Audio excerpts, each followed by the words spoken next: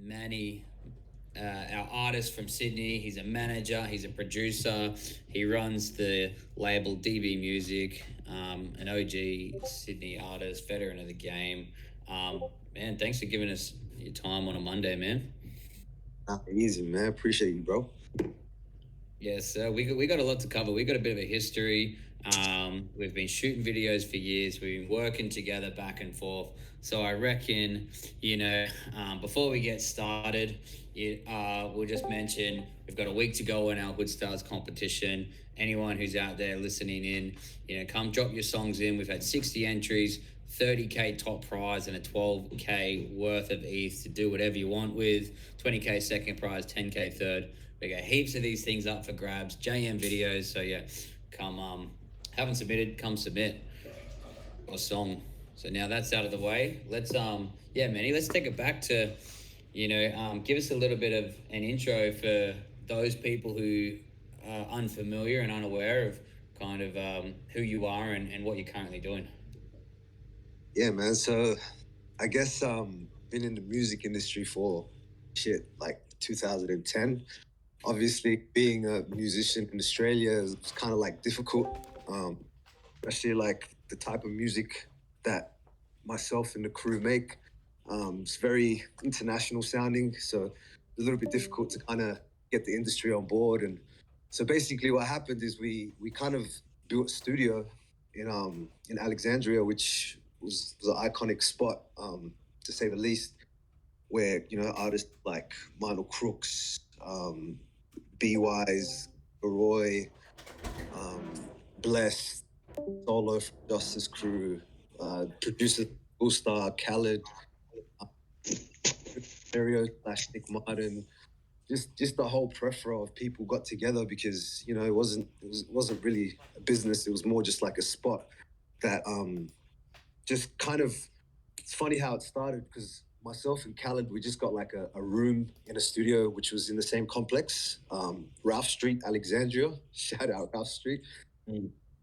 And yeah, like the owner of the spot was this like Russian Jewish guy that kind of started tripping because after I got my room, and JD got a room, and then Khaled got a room, and then Israel Cruz got a room, and ended up being more like and yeah, he kind of just was like I need to figure out how to contain this. This wasn't possible. So just looked online and just found the spot across the street, and like complex across the complex, and yeah, we just kind of built a space in there. It was just like this open space, and we just put 6 rooms in there, and yeah, kind of like the cat got a room, and then Ziggy and B-Wise and Manu got a room, and then Bless got a room, and Stereo got a room, and then there was just operating rooms, just like really, really high level producers and high level like artists. That's kind of where my journey began in the music industry, and labels started hearing about it. Then there was kind of like, Sony Music and Warner and Universal all getting into the mix and trying to, figure out how we can work together. Kind of just became like a bidding war. And yeah, we ended up,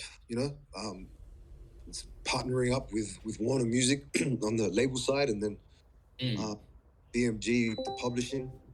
And yeah, that's kind of like where the journey began. That's where I met the King John, and like JAEN made much our first videos, and it's just been big vibes ever since, man.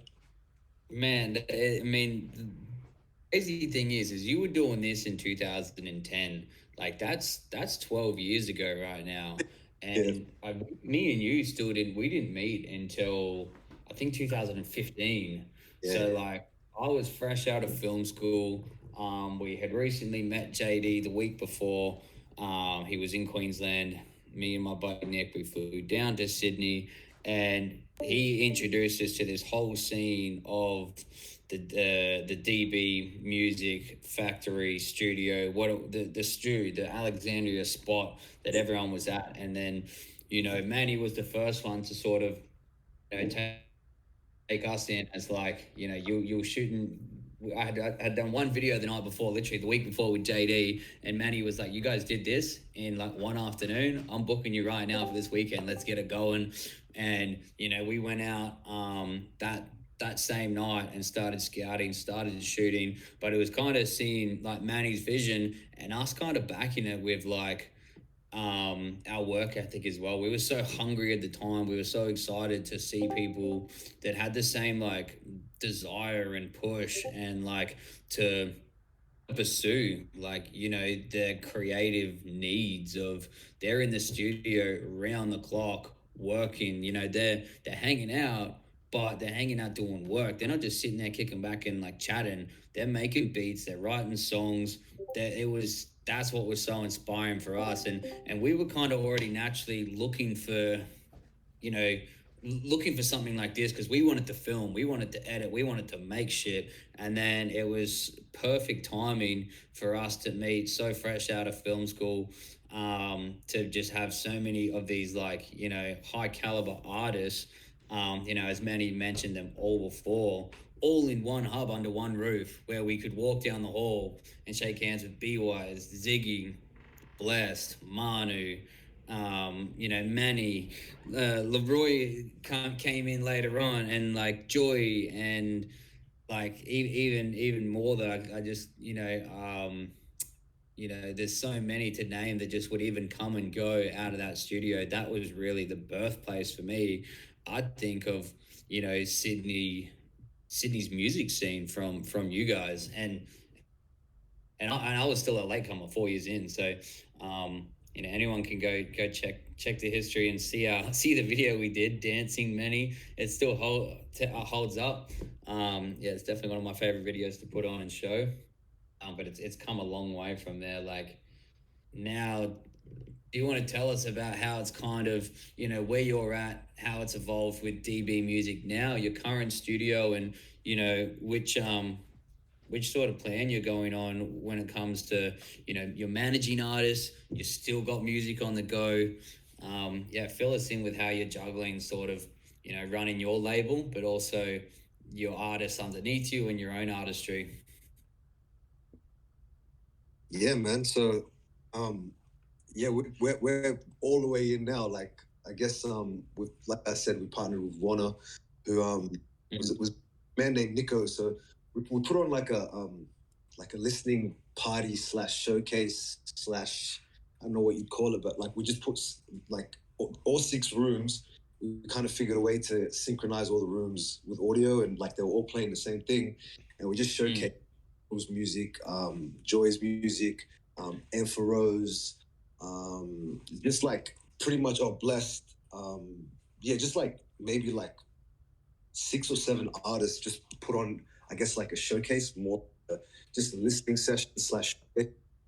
Pretty much all these labels came in, but the president of Warner came, and he was just like he was a king. This guy named Nico from Finland, who A&R'd, like, I don't know if you remember the song Freestyler. Remember that? Yeah, man, I remember that in the video clip. He's got the little remote. He's pausing everybody and rewinding them, and that video is classic. Yeah. So that guy came and he was just like, what is going on here? Like, he was feeling the vibes, and obviously it was like community, and came in and he was like, what are you guys doing? And yeah, we kind of just like, we gravitated towards his energy. Obviously, him being an international guy and understanding, I guess, the ropes and way deep with creative slash business. So it took a bit of time, but we had offers on the table, and then kind of Ziggy himself the great partnership with Warner. Sorry, bro. You just breaking up a little bit. You're going in and out of a good reception spot. You want to try and grab a good spot with the couple of bars. Let's give that a try. Can you guys hear me? I got you good now. Yeah. Sorry, bro. All right, let me just get out of Wi-Fi. Hold on. Yeah, you there? Yeah, we got you. Yeah. So where was I? Where was I at before? You're bouncing off Nico's energy. You guys had some offers on, but I mean, it's all about catching that energy from the six room sort of listening party. Yeah, yeah. Yeah. Yeah, so basically, Ziggy and myself decided to go with Warner over the other majors, simply because just just there was a whole bunch of reasons, but a main reason was Nico, and yeah, we just started like moving on that end, and we've got a distribution arm to the label, which is the area, and that's kind of like a very it's a solid foundation that kind of just helps artists come up that just pretty much not looking to sign to a major, but kind of just like get their feet off the ground and have some guys backing them and a little bit of funding. So the area kind of has released artists like pretty much put out all the beginning of the HP Boys stuff. It launched Day One's career. It launched. We didn't launch. Hefs is already doing his thing, but we did a lot of work for Hefs. Put out most of his joints.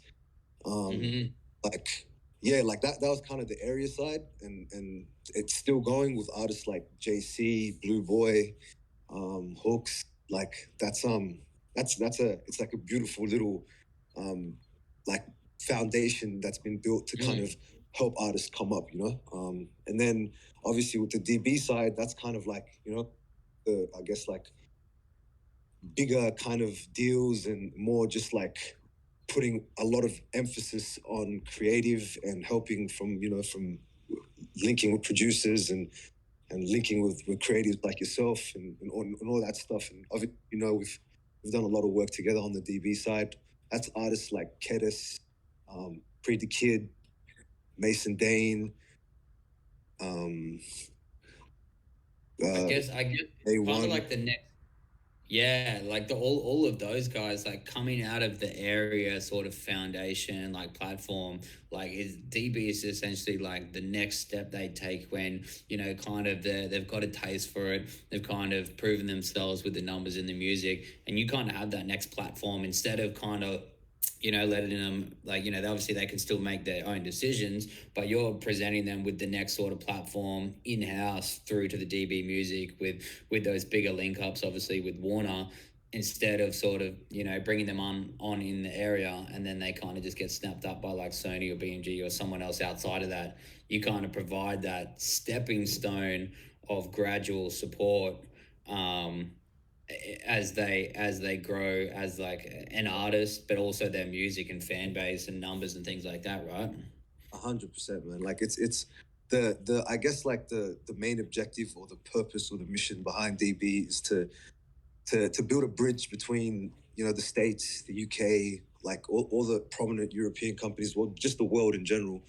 Build a bridge between and there. Like we kind of we helped Leroy come up and we kind of feel like we did slightly do that, but obviously Leroy did his own thing and he's kind of he's at a place where he's bridging that gap, and it's kind of like just like history repeating itself. That's obviously Ziggy finding Leroy and doing all that work with him and kind of getting him to a spot where he could leap, he could take that leap. Like that's kind of like made us feel like we've been on the right kind of direction, and we're going to continue going that way. And that's kind of like the mission for DB, because man, Australia's got like the craziest artists, man. Like some people, I listen to their music and I'm like, I listen to music from the States, I listen to music from the UK, French, like German guys. I listen to everything, and I'm just like it's like it's up to par, if not like there's guys that are better out here, so we just want to just kind of, it's very important because obviously our population is what, like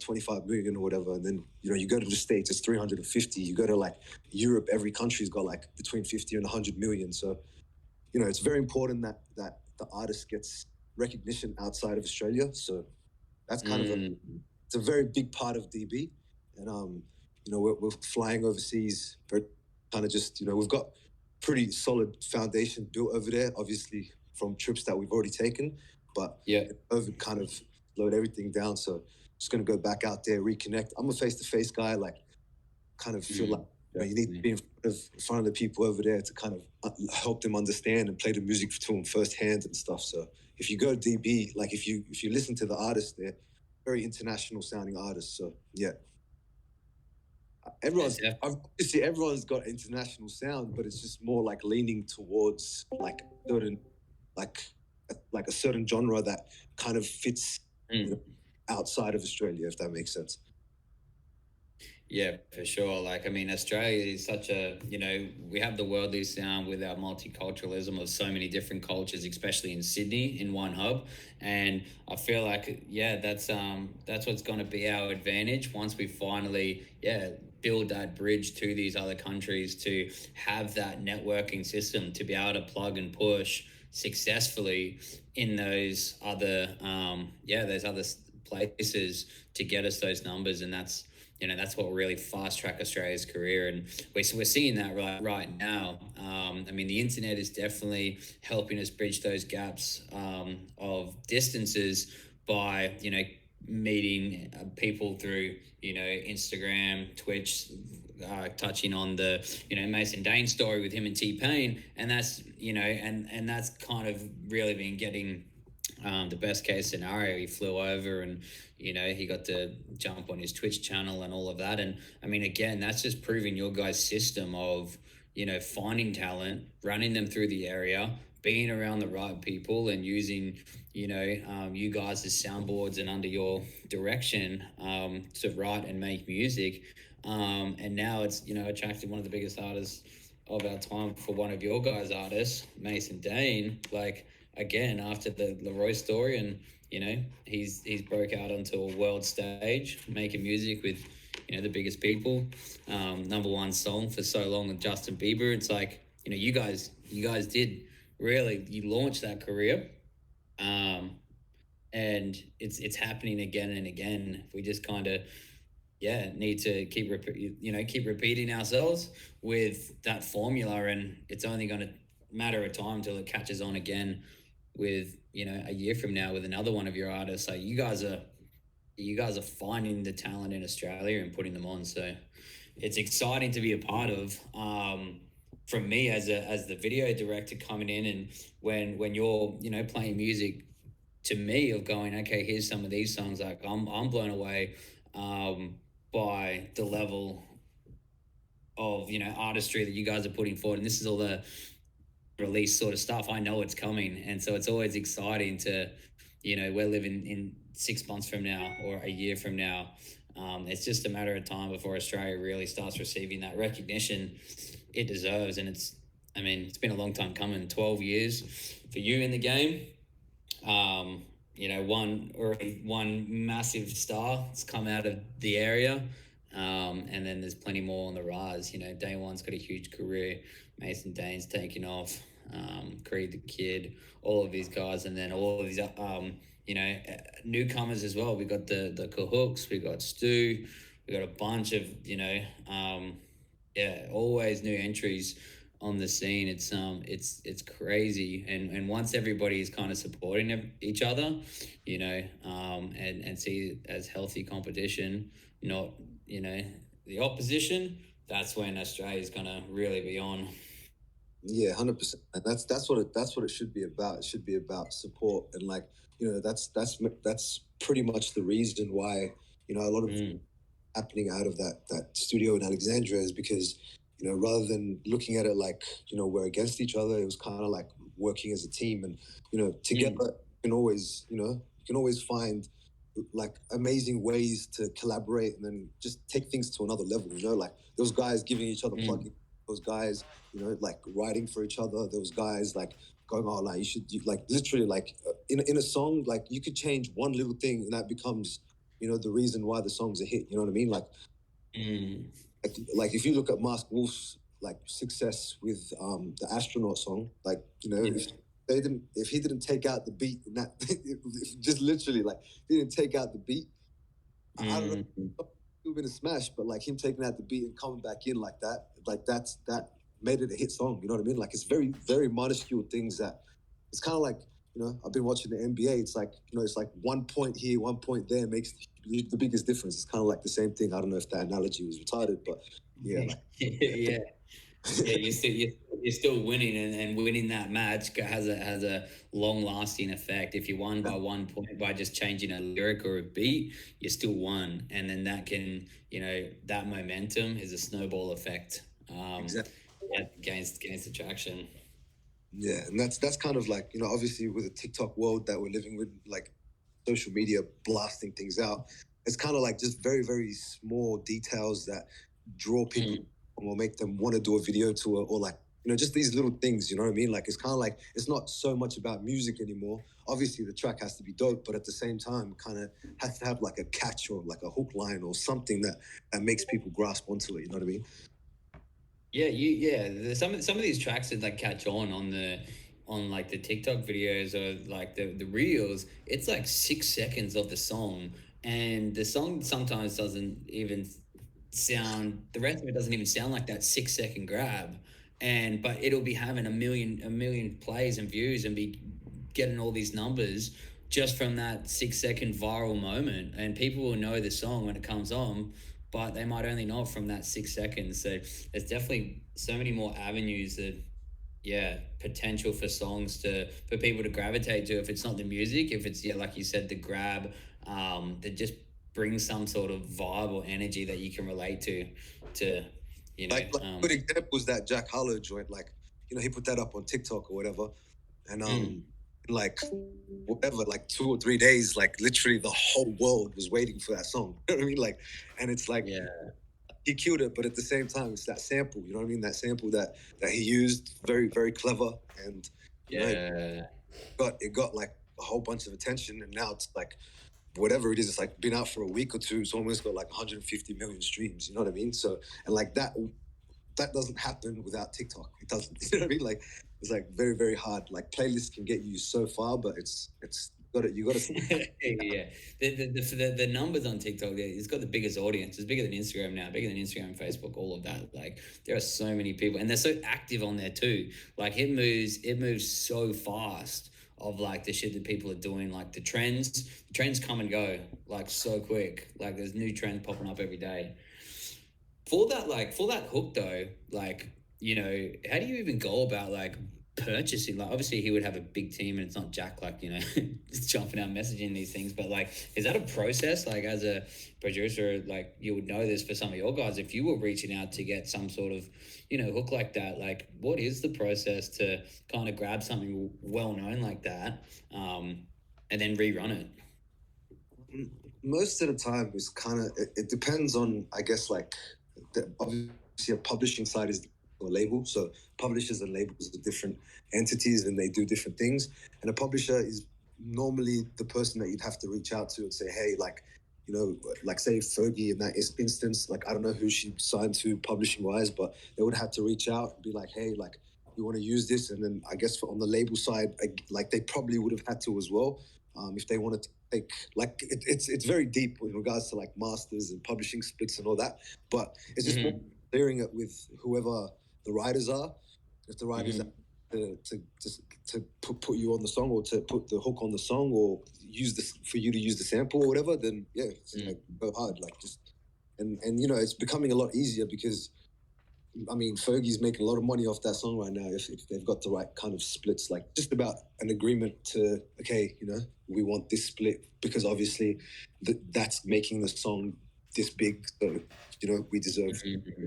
And I don't think from Yeah. Jack Harlow's team's perspective, they'd be like, yeah, fuck, just take it. You know what I mean? It's more about like that song would be more promotion than money. You know what I mean? For Jack Harlow.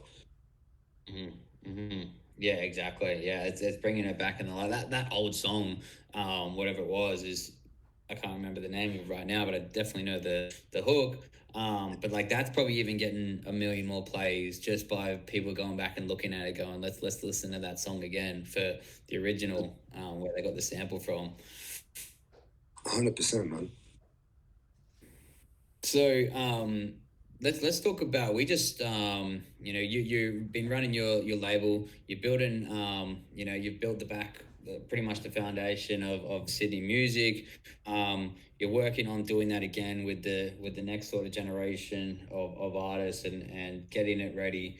the next one to come after that. But what about your where are you at with making music for Manny? And are you going to come back on the scene?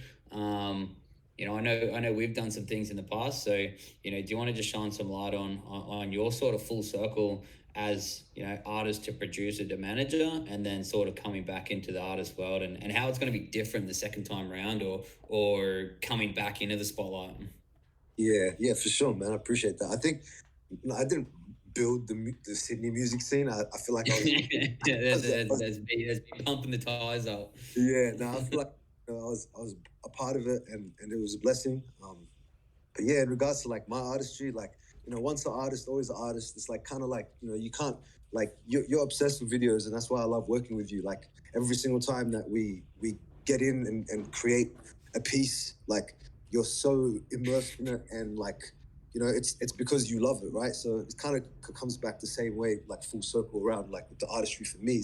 Like like there's music that I've been creating, and I've created with my friends, and they're just dope songs. And like I'm sitting there thinking like shit, like what, like why wouldn't I let the world hear this? So I think like this time around it's kind of like we want to come back and put some music out, and just whether it makes a massive impact or a little impact, like I'm happy either way, because I think like just art is like it's a very it's a very like soul quenching thing. I don't know if that's even a phrase, but soul, you know what I mean? Like, and that's what it does for me. And like, the way I see it is like when I'm actually active and putting things out, I tend to like do more, like even for just creating art. Like I feel like I've been a bit too deep in the business, and like I'm all do that, and I actually love the business side, because I just want to make sure that people are doing things the right way, and like they're not getting like they're not doing going in the wrong direction because of people that are trying to make money off them or anything. So I feel like from our perspective, like how we roll is kind of just like if it's right for the artist, we do it. So I'm always going to be immersed in that, because I feel like there's a good cause that comes out of it. But for myself, and for like the music that I've created with my friends, and just the things that have happened over the years, like I just feel like I want people to hear it. And it's more just like putting music out to just feed the soul, and to just like I feel like there's people that still come up to me from songs that I've released like very very long time ago, and they kind of like they'll be like, oh, like like that that moment was like, it was a vibe, like the youngins, they'll come up and they'll be like, bro, I'm still listening to this song, and like I didn't really put out everything. I put it on tapes and handed out CDs, because that was my time. And even just like one of the guys that was building the studio with me the other day, he just came and he was just like, bro, like there's like, listen to this, like, and like he showed me a mixtape that I made that had like 15 tracks on it, and I was just like, damn, like the kid actually, like, and he like knew every word, and I was like, he's probably like 19 or 20 now, so that means he would have been listening to it when he was like 10 or some shit, you know what I mean? So Yeah. it's kind of so it's kind of like that stuff to me is like, it made him feel good, and that makes me feel good. So I think when it comes to this time around releasing music, I'm not looking at it too deep, man. I'm just like, just want to create like like good music and good visuals, and just put it out, and just let it do what it does, like, rather than like back then I was like kind of like, shit, like everything has to be like this and everything has to be like that. And I think that's a better way, man. Like you look at people like Russ and like these guys that like just drop, man. They just they don't look too deep. They obviously, their art is like very important to them, but I feel like they're confident enough for them to say, you know what, this is good. Let the people decide. And sometimes the ones that they don't even like, it comes out and it's like a banger. You know what I mean? Like it's like probably the biggest song on the album. They probably wouldn't have put it out there because they think it was, you know what I mean? They think it was like not their best work, but it's not even. It's more about like being real and trying to create change and impacting somebody and all these different things. So that's what I think I'm trying to do this time around when I release music. And like the artists that I work with, if they didn't really vibe with it, and they were just like, bro, like that, what are you doing releasing? Like I probably wouldn't do it, but we make music together, and like they're constantly being like, bro, just what are you doing? What are you doing? So yeah, I feel like it gave me like a little bit of a push. So yeah, man, I'll be back in G for it, and and I hope, like, you know, it creates a little bit of a vibe. Man, definitely a vibe. Like since the first song I heard, like back in the day, and now working with your new stuff that we're working on, it's refreshing. It's like I feel like it's a more mature sort of like music as well. Just kind of like the way you tell the story and the way you make the music in the production style, and coming back to what you were saying with like before you had to have it so heavily curated or so perfect down to a T of these things coming out. I mean, that works when you have time on your side or you have a team to sort of continually they're really you got all these people in your corner to work on this one project. But for me, I think it's even a part of the art to have that vulnerable state, put it out, and you kind of learn from left to right what it is. Like, art's subjective, so there's always going to be people that like love it or hate it, or are on the fence. But I feel like that as well is like that's a part of the artistry as well, putting it out and sort of just reacting to how people react to it. Like that, you learn so much from not hiding from your either your mistakes or your goals, because now people can see and hear them, and that's music's meant to be heard. It's always better shared, and then you go and it puts a stamp in a place and time, and like you said, where people always remember that time where they first heard that song and they point in their life, and then you get to move on. So yeah, thinking of like if you have a nice bottle of wine, you're always gonna you put it in the cellar for 40 years, and you're always gonna want to crack it open and drink it.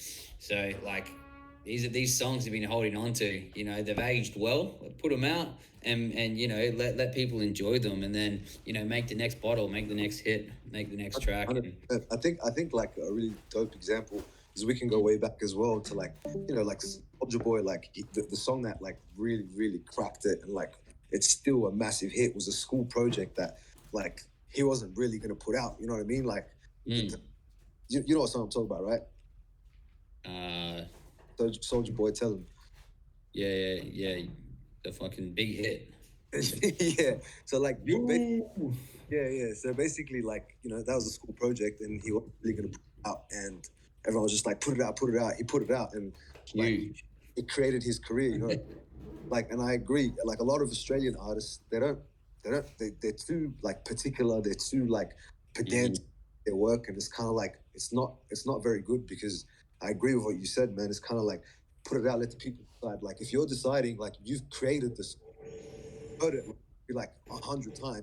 So like it's not going to have the same effect as first hearing it, and there could be like a lyric in there or something that helps somebody that day and gets them in a good mood or whatever. So it's kind of like it shouldn't be just put on the shelf, man. Like and that's a big issue with Australian artists. Like I deal with it a lot, like with the boys, like there's a lot of dope songs that they got, and it's like nah, I don't want to put this one out. It's like, bro, like this shit is fire. Like if people don't hear this, like what's gonna happen to it? And then it just fades away into nothingness. You know what I mean? So very crucial, I guess, like part of it is to at least release it or share it with the world, even if it's on SoundCloud, or it doesn't have to be all platforms, but yeah, as long as it's shared and people get to hear it, you know what I mean? Yeah, have it available for anyone to, come and listen to it if they want. But yeah, you learn from putting it out. Like you can't just keep fixing a mistake if it's songs or videos. For sure, it's like you gotta learn from it and move on from it, good or bad.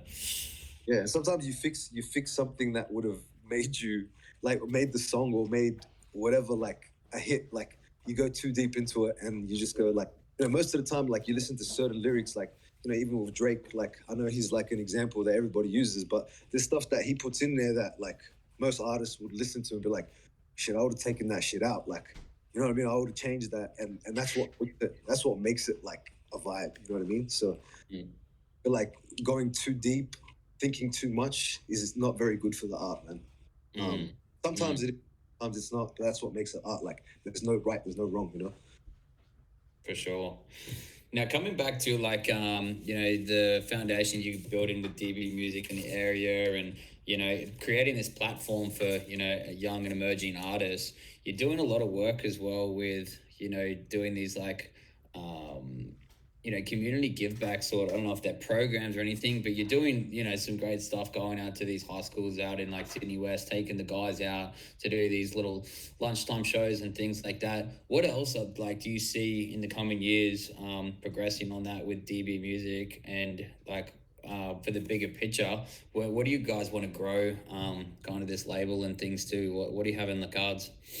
Yeah, I mean, like just a continuation of that, like just just giving back to the kids. Like a lot of it is like obviously everybody wants to be creative, but there's a lot of there's a business side to it too, and people don't think that it's possible to be a business person in music because I don't know. I guess it's just a stigma, and like when we're going out there and going to see these kids, like the main purpose of it is to create happiness and to make them feel like there's people that care and stuff like that. But then also is to just give them hope because people could be really really good at this, and Mm-hmm.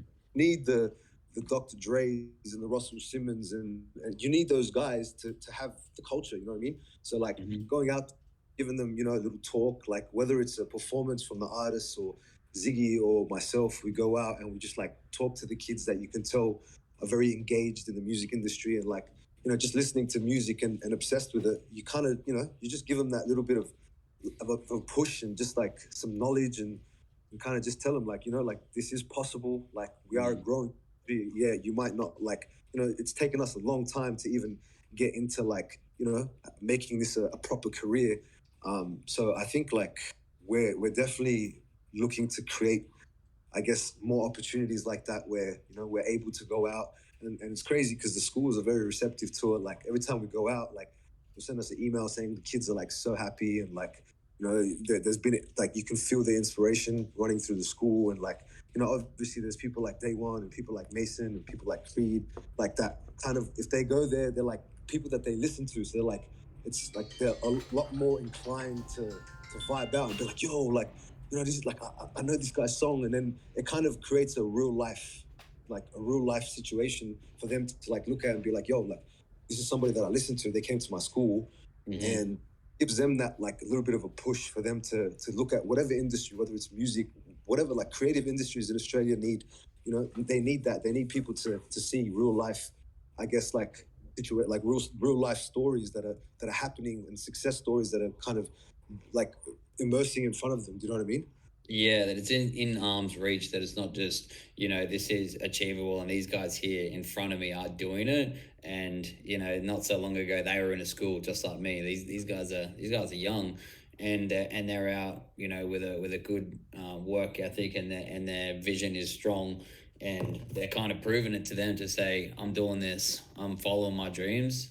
A little bit of hard work and patience will get you there and yeah, I guess when I came on, yeah, I saw that firsthand when I came on board with you and Manny and Day One when we went out to that Sydney West school, and Yeah, like, yeah, it was like everyone was so pumped, everyone was jumping along to the songs, and they'll remember that for a long time. They'll probably go home and take the step in the right direction to yeah, go and record even on their phone, to write their bars down, to do whatever.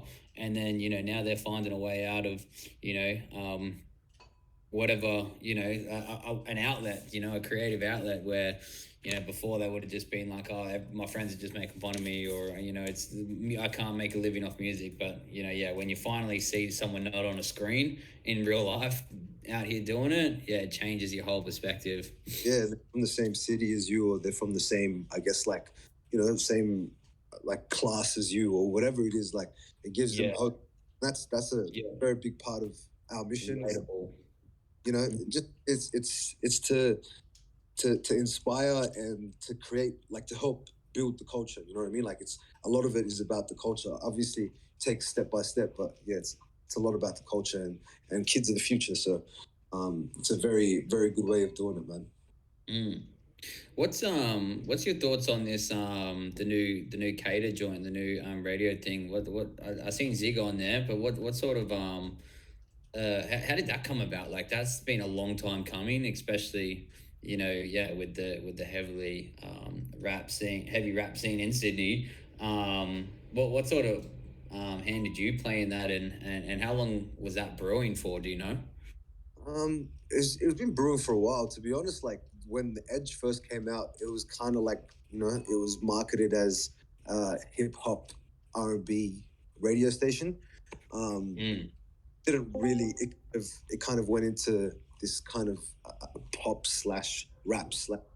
You didn't know what it was, but I'm super excited about Cater, man, because like they're actually doing it right. They've employed the right people to that actually understand the culture, and they're trying their best to make it now really the home of hip hop and R&B. Like you look at the States, you look at the UK, there's like a lot of radio stations that they specialize in the hip hop space and the R&B space, and kind of like in urban in like the urban space basically. So I think like yeah, it's a pretty solid foundation that they're building, because you need people that know what's going on, and they've got that, and then also playing the right music. And yeah, it's super exciting, man. Like Ziggy's got his own show on there. People like my friends, like Wise, like people that I mm, know been in this for a while, and they're pretty much immersed in hip hop culture. They're now kind of got a hand in it, and they're gonna all put work together to lead it in the right direction. Like I didn't really have a hand in it at all, but I was across how long it was brewing for, and people like mm, who's like, she's been doing this, like she's been really doing it for a while, and she's in there, and like she's a very genuine person. So I think I think that they're heading in the right direction, man, and I just I hope that it's successful, and it seems like it's going to be. So yeah, man, super excited about it. What's your thoughts on it, man? Do you think it's like, I guess you would have heard it, because I know you go back from Wollongong to Sydney, and it works. It works there. yeah, I spent a lot of time in the car. Like it's yeah, it's been refreshing. Like it was always kind of just bumping around from the trash radio stations, or just like getting putting on your same Spotify playlists. I go in and out of my podcast vibes, but I mean, I kind of it's refreshing to have a new take on like I feel like younger people in radio, like all these other radio stations, like morning people talking in the morning and people doing the calls in the arvo. Like I still feel like there's that generational gap where they're trying to adapt to us, the audience. They're not in the audience, and now I feel like the people at Cater, we got Ziggy, Classic, Wise. They're in the scene. They're a part of the scene. They understand the scene. So the barriers are already broken down with just the relatability of the music they're putting on, but also the people who would want to call in and talk to these guys to get their perspective, not Yeah, sort of this false perspective that they're trying to put on to fit in. yeah, 100%. And also like a big part of it that like I think is dope is that they're giving a platform for Australian artists to be heard. You know what I mean? Like Mm. everybody looks at the radio like, oh, they're on the radio, or like, oh, like like it kind of Yeah, it's like, I guess, like validation or some. it's still a big validation. Yeah, radio, video hits, Rage, Channel V. If you're hitting any one of them, it's like they're still kind of like they're becoming dated platforms, but that's where you're getting that like credibility from a bunch of your mates texting you while they're in the gym and going, oh, I just saw the video clip, or like you're driving home and you start getting you get your song on the radio, and now people start recording you and tagging you because they're like, yo, I didn't pick this and it's on the radio.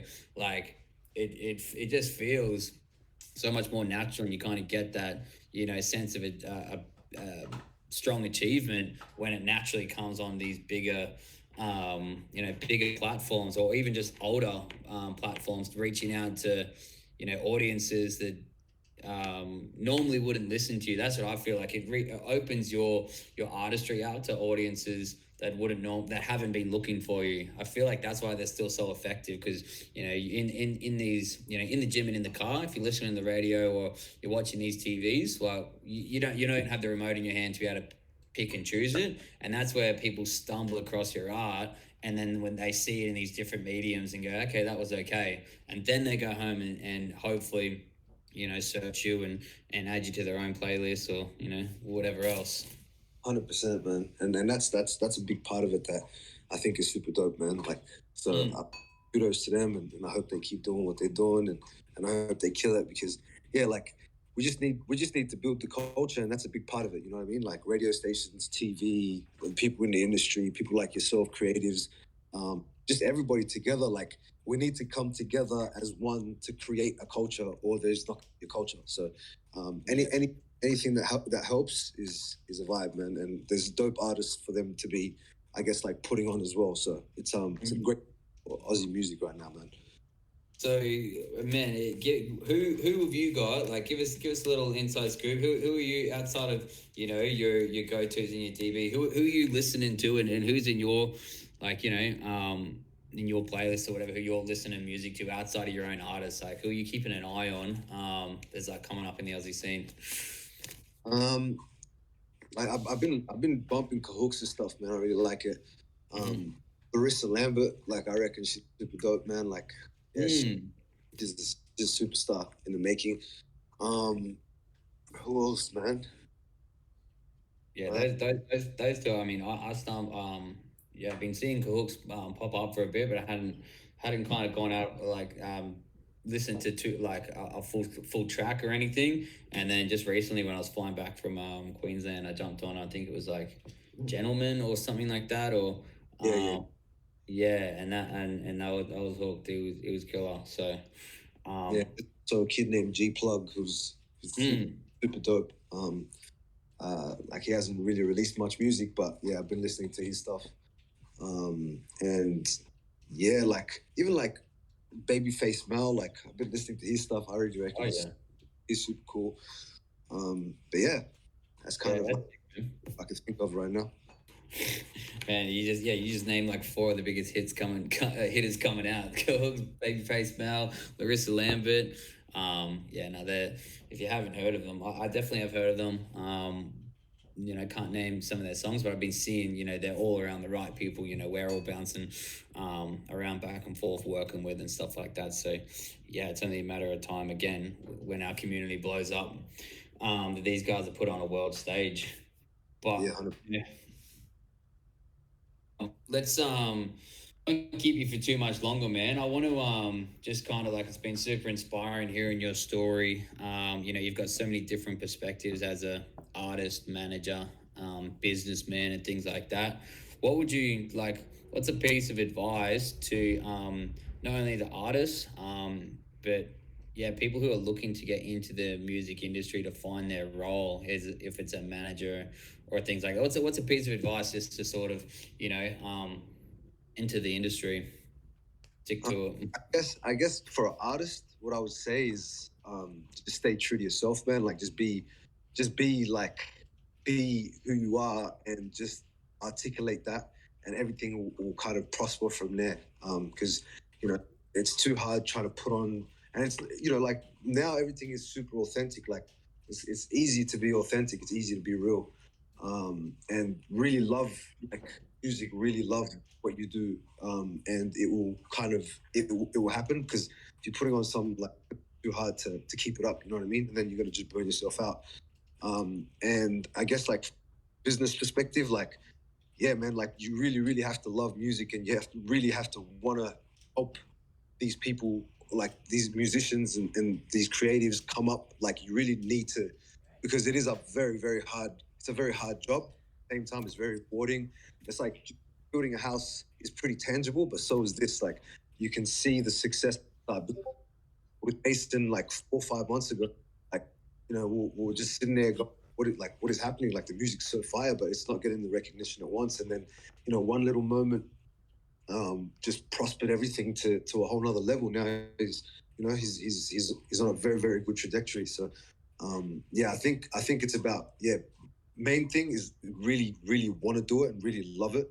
Then you can get into it, and then patience is a virtue, man. Like it doesn't happen. Like, and don't try it.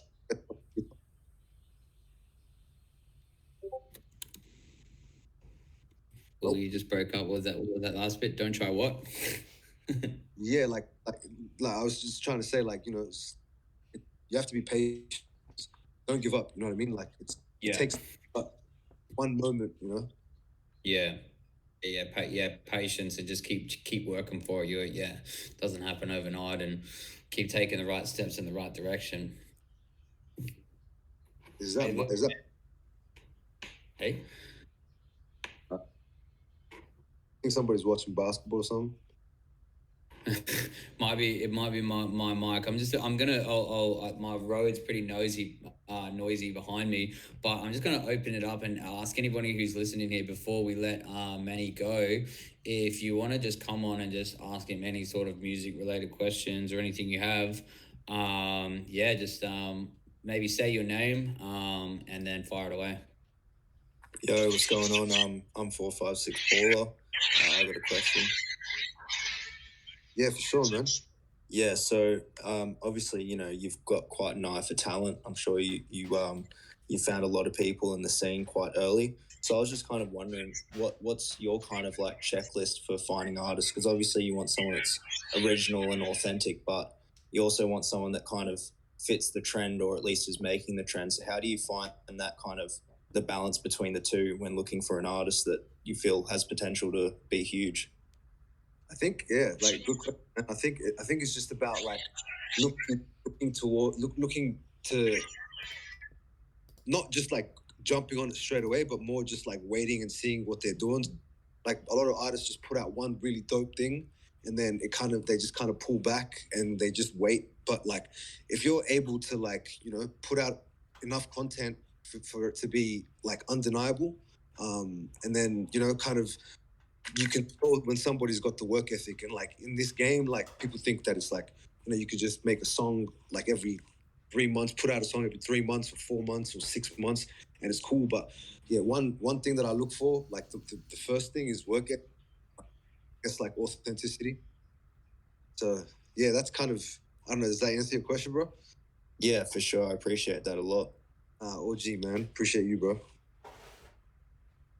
Yeah, that was great. Like not jumping on straight away when you hear the song's a hit, and not just like calling it for what it is. You got to kind of see if you're ticking all these other boxes, and ready not to just sit on that track and live off that essentially.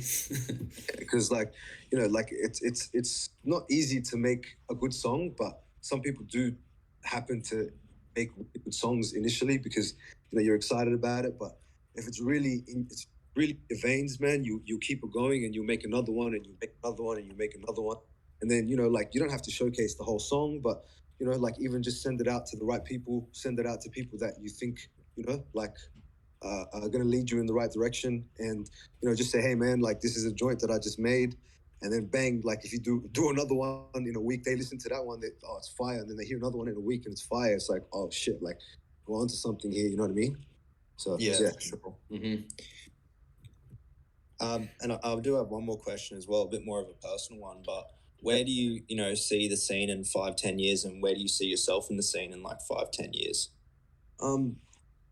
To be honest, I see it growing rapidly as certain artists start collaborating and really like pushing the limit, and like doing like we've got blueprints, man. We've got the States, we've got the UK. There's scenes that have prospered. Like 10 years ago, the UK was kind of like what we are now.